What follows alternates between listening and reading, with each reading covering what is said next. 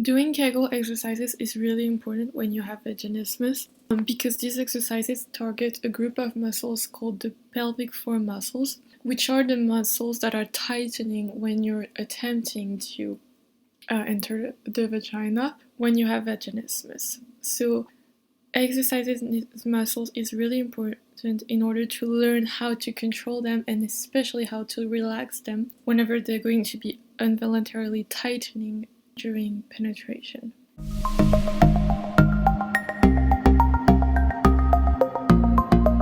Hi guys, welcome back to Vaginismus Warriors. On this channel I cover a lot of topics related to vaginismus.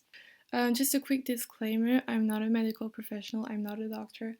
I'm just someone who struggled with vaginismus for a while now, and I've managed to overcome it, and so I wanted to sort of make this channel and share the techniques that worked best for me.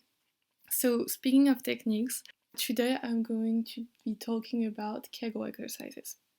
So if you've never heard of Kegel exercises, basically there's a group of muscles called the pelvic floor muscles. They're located around your bladder, your vagina, and your anus. And so this is the group of muscles that are affected by vaginismus, in the sense that they're the muscles at the entrance of your vagina that are squeezing shut, that are tightening whenever you're attempting penetration. And that's what's making entrance into the vagina really hard and really difficult. So the goal of Kegel exercises when used in treating vaginismus is to learn how to control these muscles so that when they're involuntarily tightening when you're attempting penetration, you'll know how to relax them. So I think they're very important. They definitely helped me a lot, and like it really helps you feel a lot more in control of it, and it's really important. It's really important. I don't think you could do a dilator treatment without. I wouldn't recommend at least starting working with dilators if you have never done Kegel exercises first. So let's dive right in. So before we can begin, you should be able to identify your pelvic floor muscles. So go to the restroom, go pee if you need to, and just try stopping the flow of urine. If you manage to do that, then congratulations, you've used your pelvic floor muscles, and this is basically it's this muscle that you're going to have to squeeze again when you're not peeing, obviously, when doing your Kegel exercises. So yeah, keep that in mind. Don't do it too often because stopping your peeing mid-flow is actually kind of bad for your health. I think it can lead to UTIs, but like do it once and identify your pelvic floor muscle. And so once you've done that, so now that you've identified your pelvic floor muscles, we're going to just delve into our little routine. So this routine is comprised of 3 exercises. There's the slow pulse, there's the quick pulse, and then there's the hold and release. So what you're going to want to do before you start is actually get into a comfortable position to perform your exercises. I recommend, especially for beginners, to just lie down on your back on a comfortable surface. Like, I recommend doing it on the bed because that's where you're going to probably be. It's the place where you might attempt to have intercourse. So I recommend doing it on the bed, getting used to doing it on the bed, but it's not like a requirement by any means. So lie down on your back with your knees slightly bent and your feet about shoulder width, a little bit further apart. So now that you're in position, we can get started on the exercises. So the first exercise is called the slow pulse. So basically you're going to slowly squeeze all of your muscles, tighten all of your pelvic floor muscles, and then slowly release them. So I've created, if you look on the screen, I've created a little sort of animation that's supposed to match like the timing you're supposed to have with the movements. It's to help you the first time. So basically when the shape is contracting, you're squeezing your muscles, and when it's expanding, then you're releasing your muscles. One great technique that you can add to this when doing this exercises is sort of breathing. So whenever you're squeezing muscles, try to inhale, and then whenever you're releasing the muscles, exhale. Another great technique that you can do is you can visualize a flower at the entrance of your vagina, and basically when you're squeezing and when you're breathing in, you're visualizing the petals closing, and then when you're breathing out, you're relaxing your muscles, then you're visualizing the flower blooming, like the petals opening. So you don't have to do that, but I find it helpful. It helps you relax more, it helps you stay focused on the exercises, and I think it's a nice touch when you're doing these exercises. So I would recommend doing it as you're doing your exercises, but you don't have to do it if you don't want to. So yeah, anyways, first exercise is the slow pulse. So you're going to slowly squeeze your muscles, slowly release them. Do it in time with the video. When the shape's contracting, you're squeezing the muscles. When the shape's expanding, you're releasing the muscles. So squeeze slowly, release slowly. Then there's the quick pulse. The quick pulse is basically going to be the same thing, except you're going to do it very quickly. So you're going to do squeeze, release, squeeze, release, squeeze, release, squeeze, release. And then finally you're going to have the hold and release, which is basically the opposite of the quick pulses. So this time you're going to squeeze your muscles, hold your muscles as tight as you can for about 3 to 6 seconds, and then release them and try to keep them relaxed for 3 to 6 seconds. So these are the 3 exercises you're going to do. I recommend in the beginning doing about 15 reps of each exercise per sets and doing 2 sets per day.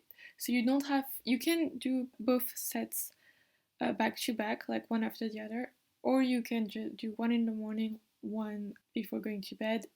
It's as you prefer, totally up to you. So yeah, in the beginning do 15 reps, 2 sets, and then as you're getting better, so maybe after a week or 2 of doing this daily, then you can move on to 30 reps per set.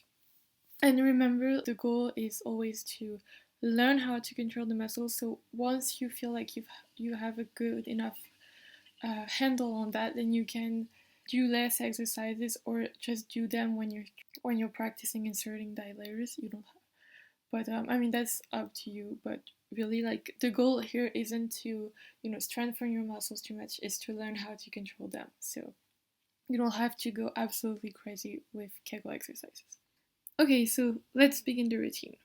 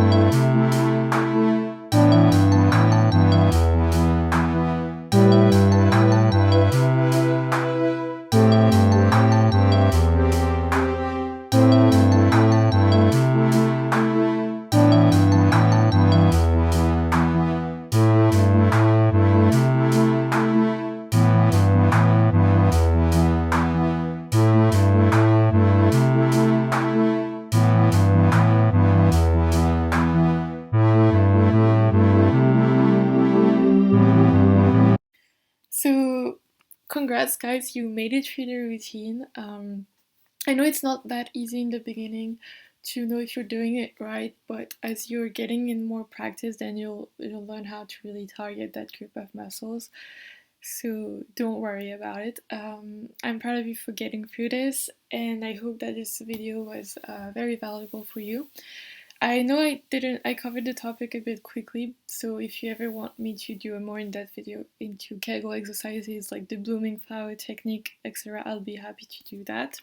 But yeah, that's it for today, so thank you for watching this video. I hope it was helpful, and I'll see you guys in my next video.